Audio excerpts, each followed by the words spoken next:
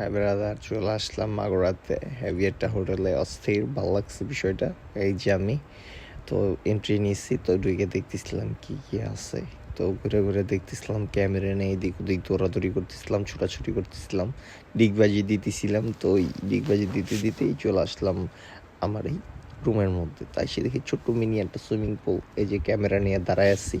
তো দেখতেছিলাম আশেপাশের ভিউগুলা, রুমের ইন্টেরিয়রগুলা দেখতেছিলাম, এত সুন্দর, তারপর গান শুনতেছিল।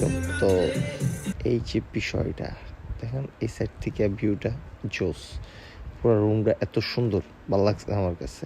তো আমি যাওয়ার সাথেই আমার ভাই ব্রাদার ওই জুস নাকি যেন শরবত, ওই শরবত খাইতে দিল।